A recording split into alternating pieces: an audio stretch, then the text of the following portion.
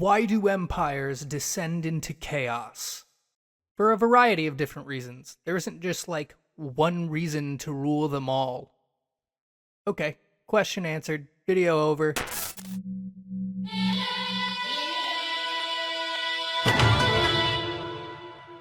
All empires rise and eventually fall. I sometimes find myself wondering if the Coca-Cola empire will outlast the American one.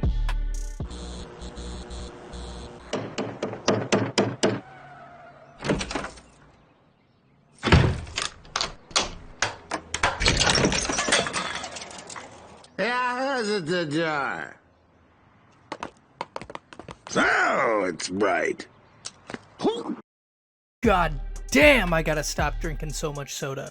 A friend of mine who studied Roman history once told me, if anyone ever tries to tell you why Rome fell, and they tell you it was one thing which just so happens to be a thing that fits their modern political agenda, they're usually full of shit. But we can still look to history to try to use our knowledge of the past to better analyze the events of today. If we couldn't, then what would be the point of studying history at all? One of the many, many reasons that Rome fell was due to a decline in societal trust and social capital. Corruption and internal divisions within Rome rendered them more susceptible to invading forces. And that's going to be the topic of this video. Today, we will be considering the concept and the implications of low-trust societies. Most of our academic understanding on the topic derives from the American political scientist and economist Francis Fukuyama in his book Trust, the Social Virtues and the Creation of Prosperity from 1995. Fukuyama defines trust as the expectation that others in a community or society will act in predictable, honest, and cooperative ways based on shared norms and values. However, this is also dependent on institutional trust. In such low-trust societies, institutional trust is rare. Trust tends to be confined to close-knit groups such as families, friends, or other small communities. Some examples of low-trust societies include Greece and Russia. And on the other side of the coin, we have high-trust societies. These societies have a high level of generalized trust amongst their citizens. Some examples include Sweden, Canada, and, according to Fukuyama, the United States? But a lot has changed since 1995, and I would argue that America is not a high-trust society, at least not anymore. But we'll get back to that later.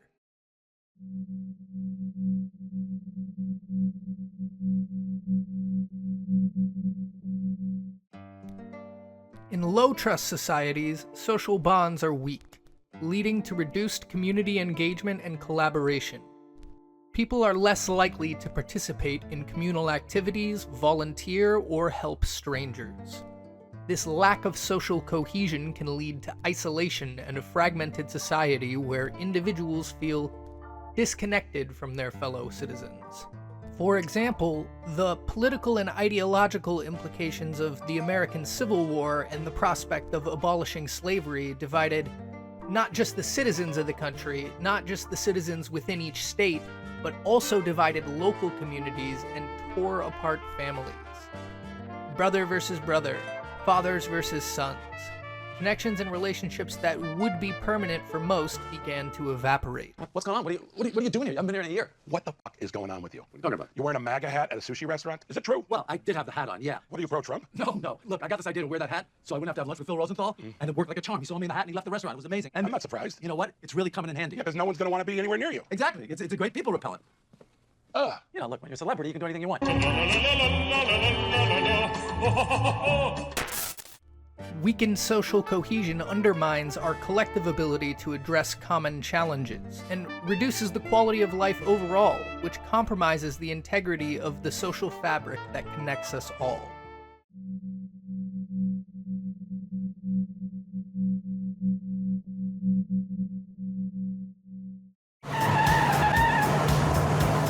When we arrive, Dennis will do all of the talking, Frank and I will handle the refuse, and Dee will take the wheel. Then we can strap me onto the back for the rest of the day. Everybody's happy. Yeah, guys, I can't believe it, but I think this might actually work. See, all we have to do is learn from our mistakes and then work together. Everyone got to contribute something to the group as a whole.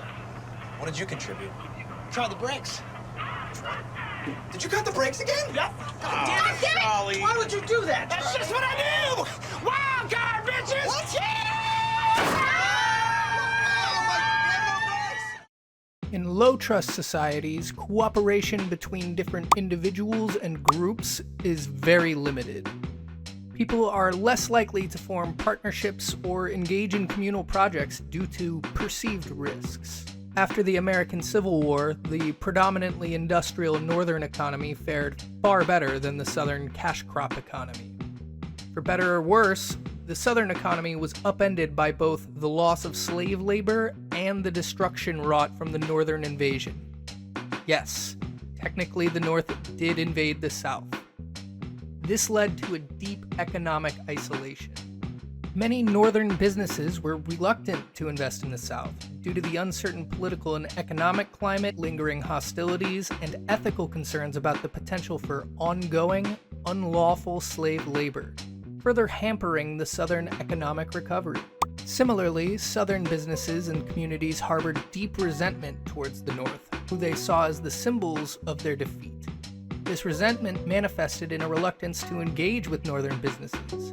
Northern businessmen who moved to invest and rebuild the South were derogatorily referred to as carpetbaggers. And Southerners who would work with Northerners were often labeled scalawags. Since economic prosperity and scientific breakthroughs often involve collaboration, limited cooperation stifles both innovation and collective action.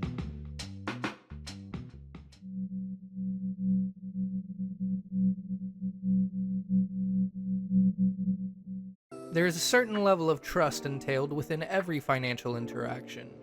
In environments where trust is low, individuals and businesses can incur high transaction costs because they need extensive safeguards to protect themselves from potential fraud.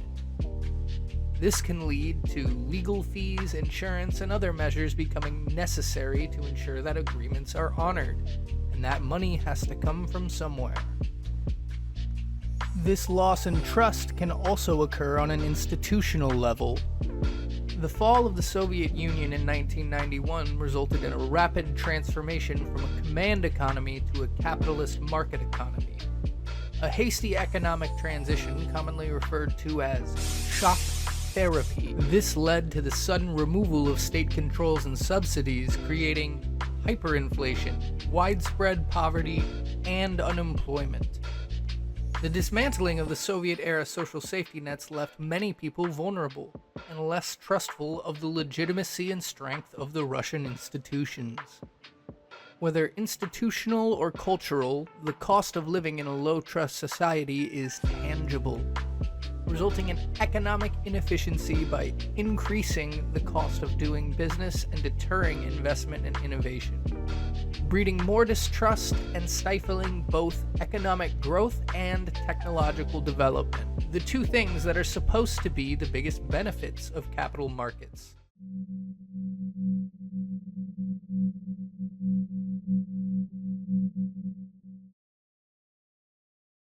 Ironically, dishonest behavior, including corruption and fraud, are more prevalent in low-trust societies. People are more likely to act unethically to achieve their goals, under the assumption that others are likely to do the same, whether accurate or not. After the Soviet collapse, poverty and unemployment rose significantly. Shock therapy had led to hasty deregulations and a swift privatization of state-owned enterprises, and it enabled those who used corrupt means, such as bribery and connections with government officials. These corrupt individuals were able to obtain wealth and assets, while the broader population continued to struggle. This marked the rise of cronyism and Russian oligarchs.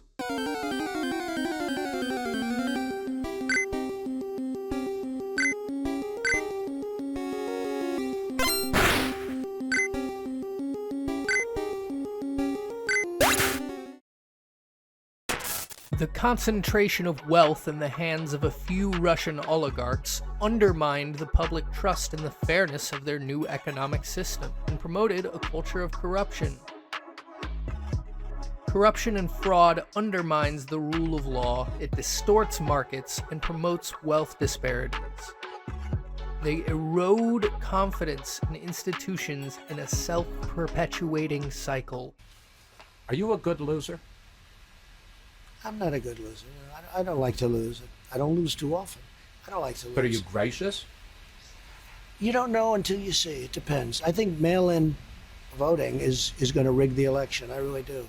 Are you suggesting that you might not accept the results of the election? I have to see. Look, Hillary Clinton asked me the same thing. No, I asked you the same thing in the debate. There is a tradition in this country, in fact, one of the prides of this country is the peaceful transition of power, and that no matter how hard fought a campaign is, that at the end of the campaign, that the loser concedes to the winner, not saying that you're necessarily going to be the loser or the winner, but that the loser concedes to the winner and that the country comes together in part for the good of the country. Are you saying you're not prepared now to commit to that principle? What I'm saying is that I will tell you at the time. I'll keep you in suspense. Well, okay? Chris. And you know what? She's the one that never accepted it. I agree. She never accepted her loss, and But she looks like can a you fool. Can you give a direct answer? You will accept the election? I have to see. Look, I have to see. No, I'm not going to just say yes. I'm not going to say no, and I didn't last time either. The only way we're going to lose this election is if the election is rigged. Remember that. It's the only way we're going to lose this election. So we have to be very careful. The only way they can take this election away from us is if this is a rigged election. And it's Democrats. They're trying to rig this election.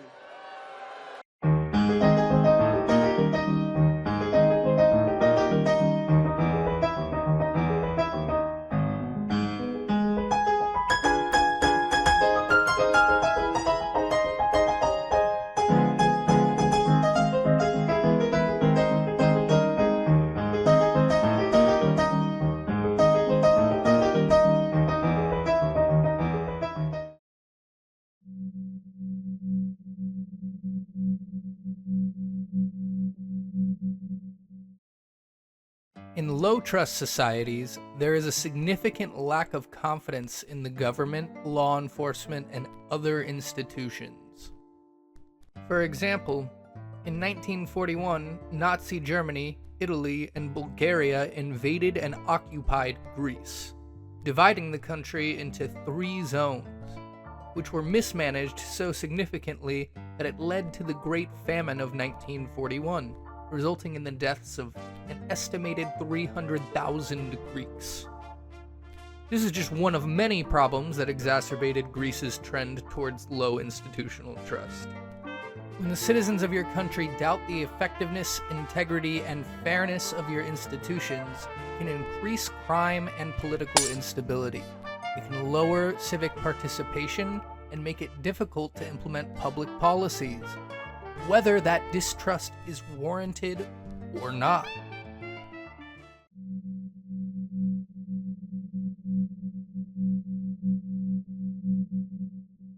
Social fragmentation is common in low-trust societies, typically with divisions along lines such as class, ethnicity, religion, or political affiliation.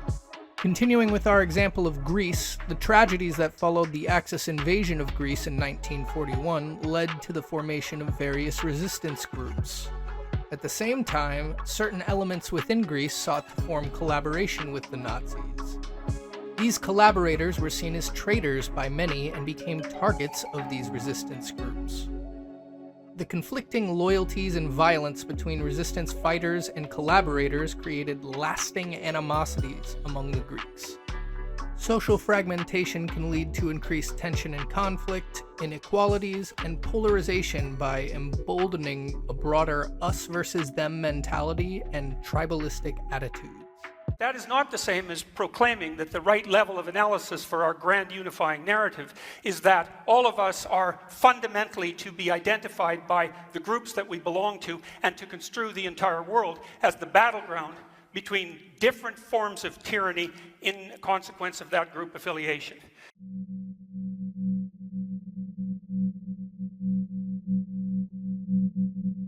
mean, I kind of feel good. It's like, let's just get these gloves off. Let's just get these things off. And you try to go to Hawaii and you try to steal those people's land. I was in Hawaii, and the Hawaiians, the chiefs and people came over to me, and they were like, here's the big one.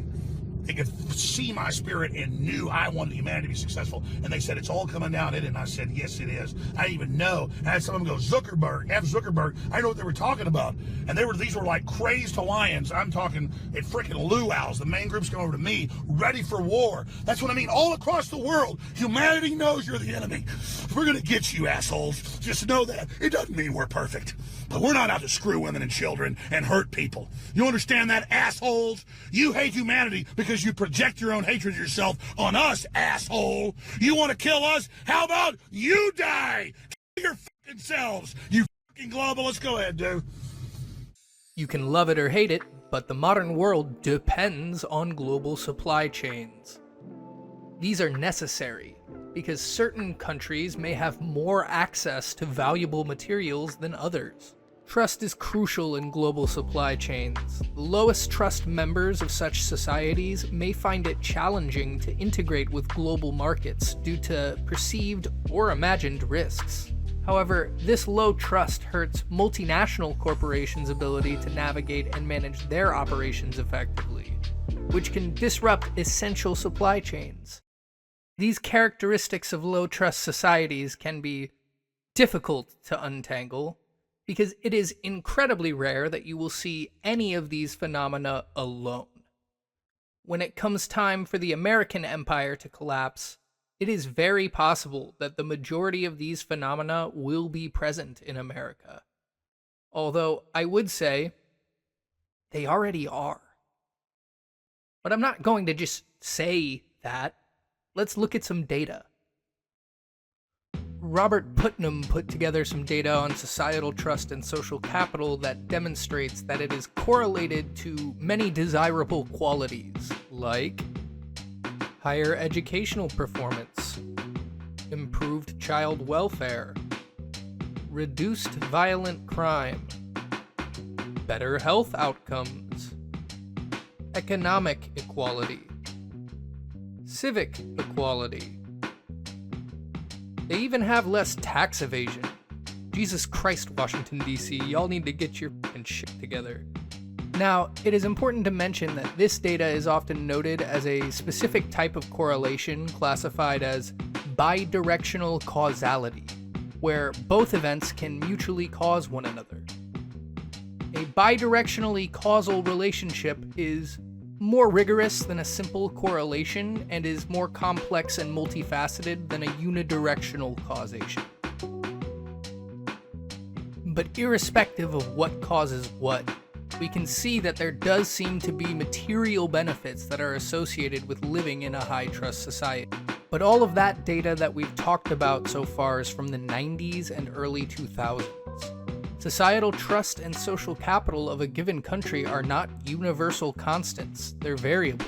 They fluctuate over time. Pew Research has provided some longitudinal data that illustrates how your level of institutional trust depends more on your political position and which party is in power than anything. However, this data does seem to indicate a general trend downward over time in America. From a global perspective, the OECD released some data collected from the Gallup World Poll showing that across the world there was an overall increase of institutional trust from 2007 to 2020, a phenomenon that many believe is due to the impact of the COVID-19 pandemic. It has been attributed to the, quote, rallying around the flag effect specifically. Although, notably, the US and Canada have both lost percentage points since 2007. We can see that Sweden and Canada are both high-trust societies, with Sweden gaining 11 percentage points from 56% to 67%, and Canada lost 4 percentage points from 64% to 60%. And for low-trust societies, Greece gained 2 percentage points from 38% to 40%, and Russia gained 11 percentage points from 37 to 48%. surpassing America. The US went from 39% in 2007 to 46% in 2020, a gain of trust of about 7 percentage points. Note that there was a discrepancy in the source. They indicated a loss of trust in the USA when it was actually a gain. I checked their own Excel sheet, and the US should indeed be a gain of 7 percentage points.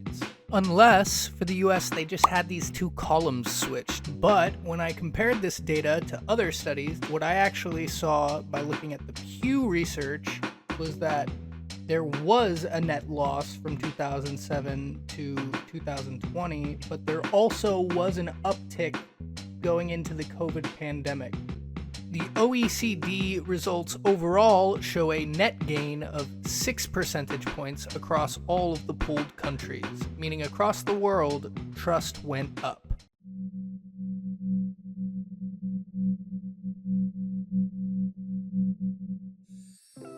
One issue with presenting solutions is that a lack of societal trust is more dependent on the perception of problems and not necessarily actual problems, which means sometimes these problems are purely imaginary.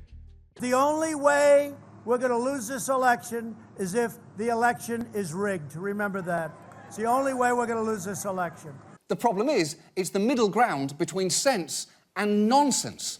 It's like saying, it would be crazy to eat that entire bar of soap, so I'll just eat half of it.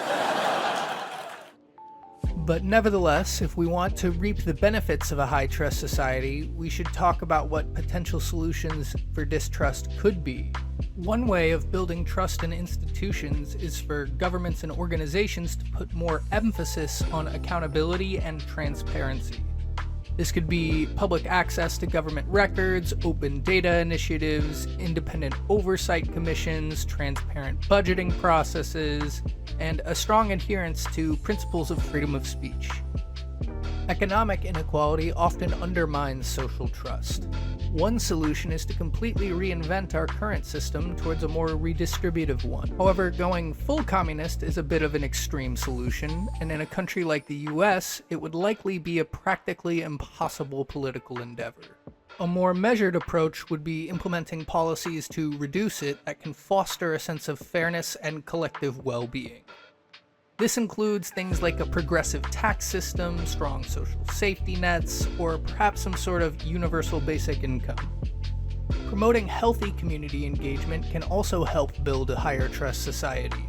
This could be accomplished by increasing funding at the local level for cultural events and community-driven projects, or by placing less cultural emphasis on individualism and more cultural emphasis on communitarianism. Education and awareness play a crucial role in shaping societal values and norms. Knowledge and cultural awareness can dispel bad ideas and build informed communities. An emphasis on critical thinking, egalitarianism, and civic responsibility can help cultivate trust in the culture. We can also take advantage of the rally around the flag effect by emboldening positive cultural attitudes about the nation. This doesn't mean that we should ignore the problems, rather that we should be better at compartmentalizing those problems.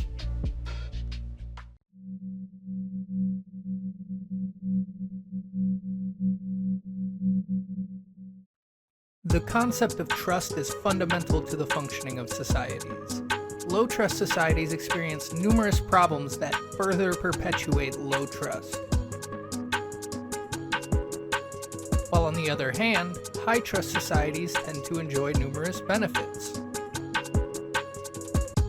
In the end, the fabric of any society is woven by the trust its members place in each other and their institutions. By recognizing the importance of trust, we can create a more resilient and prosperous world. But along the way, we must be wary of bad actors who will sell us narratives of distrust to gain political power, only to fail to govern effectively, reinforcing their own propaganda and support.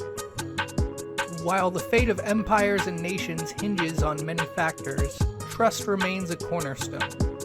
But if our country continues to trend towards lower and lower trust, How long will our empire last before it too is claimed by chaos?